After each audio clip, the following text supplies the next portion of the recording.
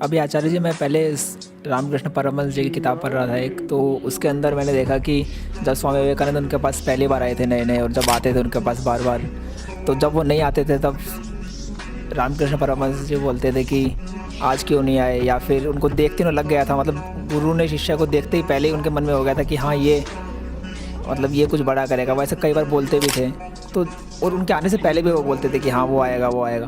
तो ऐसा कैसे, मतलब गुरु, एक शिष्य आया गुरु के पास और आने से पहले भी वो बोलते थे कि वो कहाँ रह गया फिर आने के बाद। तुम्हें कैसे पता कि इस तरह का स्नेह वो सिर्फ विवेकानंद के लिए ही दिखाते थे? विवेकानंद के लिए दिखाते थे, ये बात तो तय है और भली भांति लिपिबद्ध है। क्यों लिपिबद्ध है? क्योंकि विवेकानंद आगे चल करके एक बहुत बड़ी सफल कहानी बने। तो रामकृष्ण का विवेकानंद के लिए जो स्नेह था, उस पर तो बड़े बड़े उपन्यास लिख दिए गए, उसका खूब सचित्र सजीव चित्रण विवरण कर दिया गया। लेकिन तुम्हें कैसे पता कि रामकृष्ण औरों को लेकर के भी इतने ही उदारमना नहीं थे? ये बात तुम्हें कैसे पता कि बाकियों के साथ वो भेदभाव करते थे क्या? फिर उल्लेख नहीं होगा ना, क्योंकि बाकी शिष्यों के काम को समाज ने उतना सराहनीय माना नहीं। बाकी शिष्य उतनी ज्यादा ख्याति नहीं पा पाए, तो फिर बाकी शिष्यों का और रामकृष्ण का जो संबंध था वो उतना ज्यादा प्रकाशित भी नहीं हुआ। पर रामकृष्ण अगर रामकृष्ण हैं तो उनकी करुणा भेद नहीं करेगी। जितना वो चाहते हैं कि विवेकानंद आगे बढ़े, उतना ही वो अन्यों को भी चाहते हैं।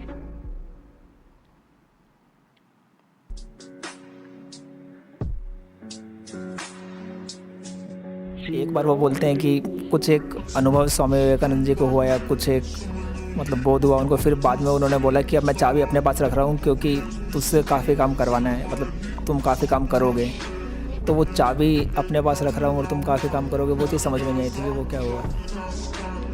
कहा यह जाता है कि आखिरी समाधि निर्विकल्पता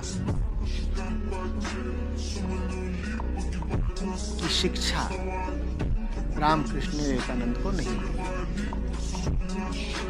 उनको आखिरी मंजिल तक पहुंचने से रोक दिया। क्यों रोक दिया? क्योंकि आखिरी मंजिल पर जो होता है वो फिर जगत की निस्सारता को पूरी तरह देख लेता है। वो जगत से बिल्कुल ही अन्यमनस्क हो जाता है, अवधूत जैसा हो जाता है। वो कहता है इस दुनिया का कल्याण क्या करना, ये दुनिया है ही नकली। फिर उसके साथ बहुत संभावना है कि वो वस्त्र इत्यादि त्याग करके, नंगा हो करके यूं ही अपना नदी किनारे घूमता फिरे।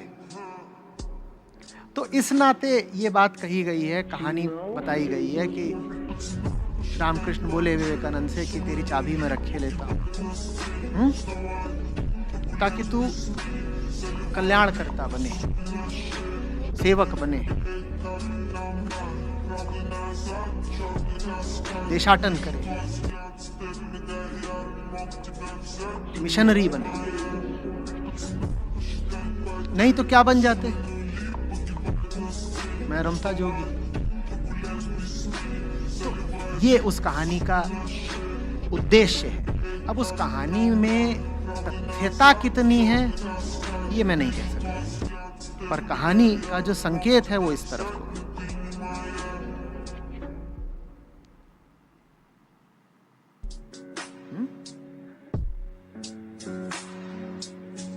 See now,